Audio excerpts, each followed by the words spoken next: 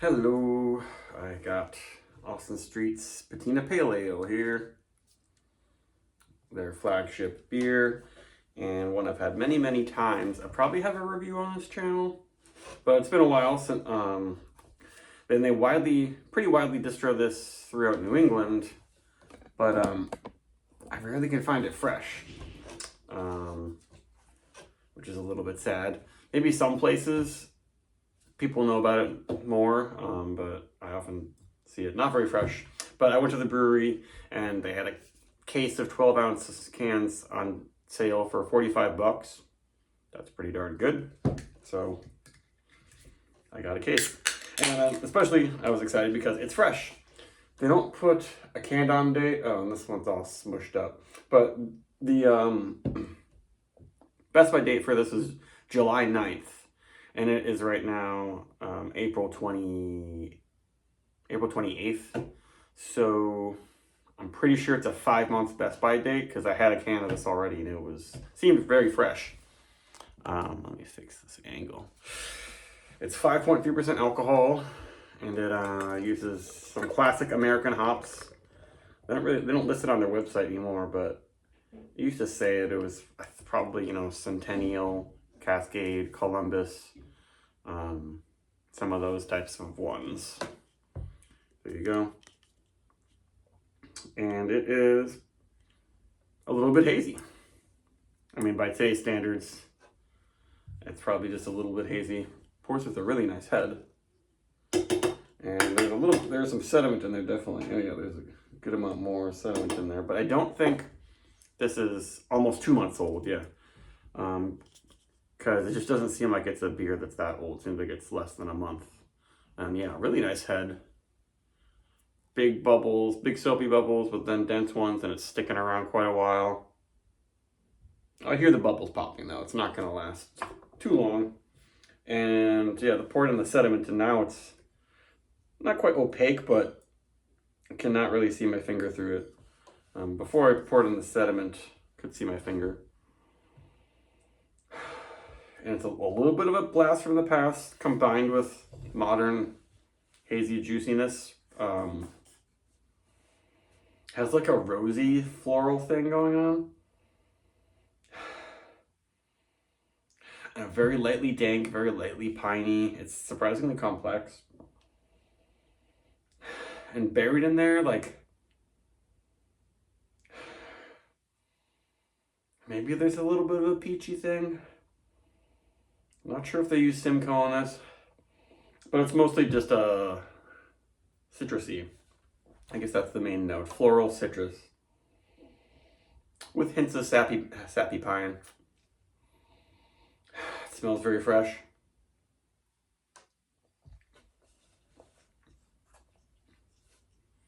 And there's more like in the flavor, it almost becomes more like creamsicle, kind of a candied citrus, and very low in the bitterness. I feel like this beer used to be more bitter. And 10 years ago, it was clear. Then something happened and it became hazy after that, but it seems like they kept the same hops.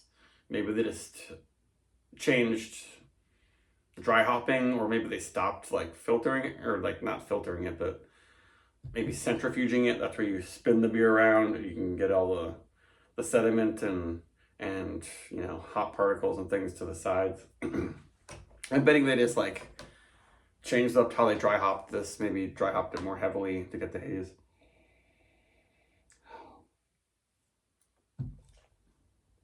It's pretty light bodied. It is definitely a pale ale. Getting more bitterness in the second sip. But it stays pretty bright, floral, candied citrus. It doesn't quite get to the tropical juicy realm, but that's fine. There aren't too many hazy pale ales like this that use the old-fashioned hops and kind of give you the character of old school American hops, but in a sort of less bitter, softer context. It's not all dank and bitter.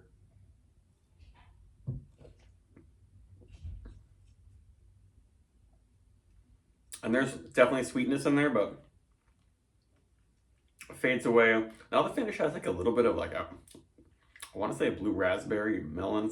There's something interesting else in there, I would say.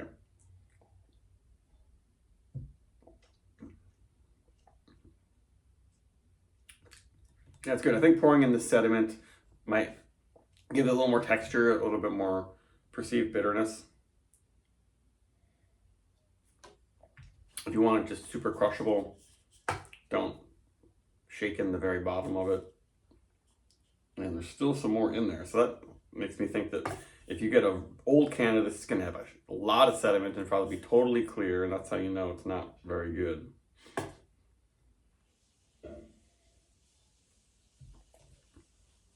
But when fresh, this is really nice. It's super clean.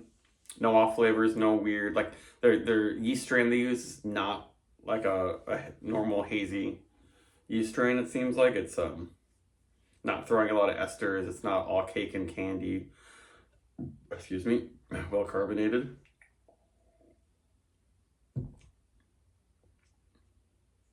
I like this one a lot.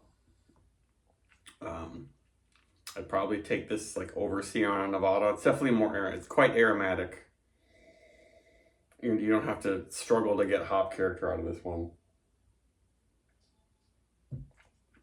I guess if it was 45 bucks a case, and that means a 12 pack would be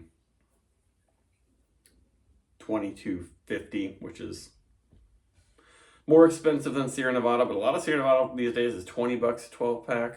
So it was a pretty good deal. And yeah, it's somewhat dry, but then like there's not a lingering bitterness. So it really does kind of help combine the New England IPA and old-fashioned IPA world. I guess this is a pale ale, but it's a 4.25.